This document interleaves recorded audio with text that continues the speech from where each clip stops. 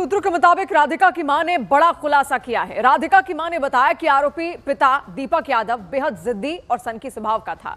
एक बार उसने अपनी पत्नी को सिर्फ अपने देवर से बात करने पर भी डांट दिया था। हाल ही में गांव में किसी ने ताना मारा कि बेटी खूब कमा रही है, तू ऐश कर रहा है। बस इसी बात ने दीपक को अंदर तक झकझोर दिया। पिछले कई दिन से राधिका और दीपक के बीच टेनिस अकादमी बंद करने को लेकर लगातार झगड़ा हो रहा था। मां के मुताबिक गुस्से में उसके पिता थे और राधिका को मारना चाहते थे। और उधर आरोपी दीपक यादव के चचेरे भाई राजकुमार यादव का कहना है कि राधिका के पिता बचपन से ही उस टेनिस की ट्रेनिंग के लिए ले जाते थे। वो आर्थिक रूप से मजबूत भी थे।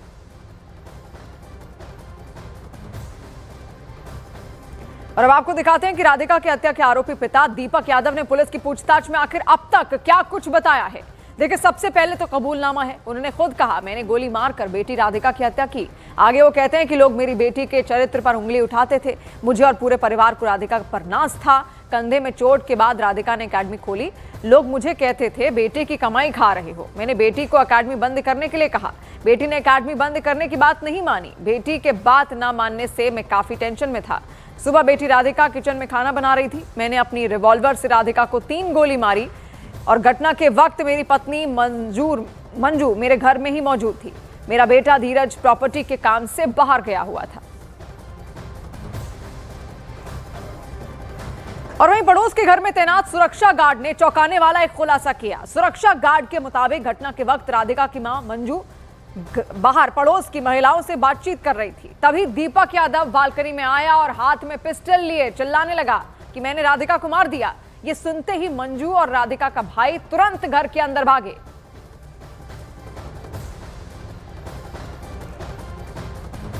लाल जी, जब ये इंसिडेंट हुआ कल करीबन 10:30 बजे, तो क्या आपने गन शॉट्स की आवाज़ें सुनी थी? जी नहीं, मैं नहीं सुना था। मैं यहाँ नहीं था, मैं था मंदिर में। मंदिर से आने के बाद में हमने ये सब कुछ बातें उतें कर रहा था। पानी भी पड़ रहा था, बारिश भी।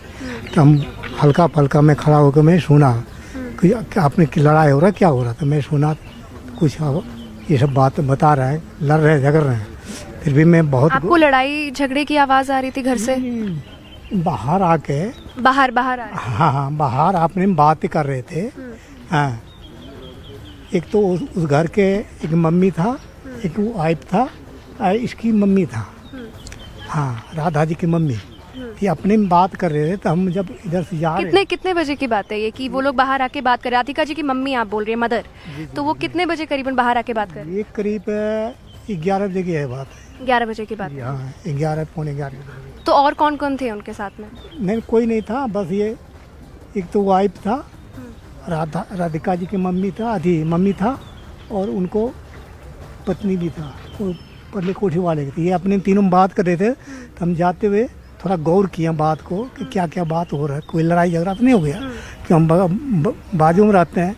कोई मान लिया भी आएगा, अगर पूछेगा तो मैं क्या जवाब दूंगा। फिर भी मैं बारिश में भीगता हुआ मैं बात को सुवादा उसको, भाई क्या बात है। तो भाई इतनी देर में भाई बोला कि लड़ाई हो गया। हाँ, लड़ाई हो गया, क्या बात हो गया, मार दिया। फिर बच्चा तो वो तो चला गया लेके, गाड़ी में लेके। फिर बाद में सुना हमने कि ठोक दिया गोली से। ये कौन बोल रहा था? ये बोल रहा था, अपने बोल रहा था। ये 3 लेडीज था, वही बोल रहा था। 3 लेडीज आपस में बात कर रहे थे जी। और राधिका जी के अंकल जो है, जो दीपक जी के भाई हैं, वो उनको भी देखा आपने? नहीं, वो नहीं था यहाँ।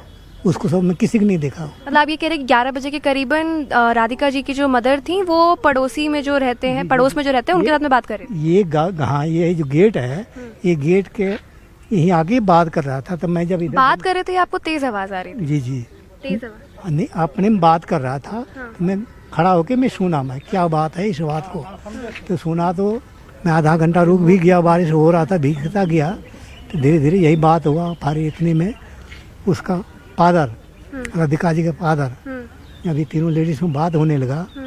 फिर उधर से उसका पिताजी फिर बोला कि हमने मार दिया।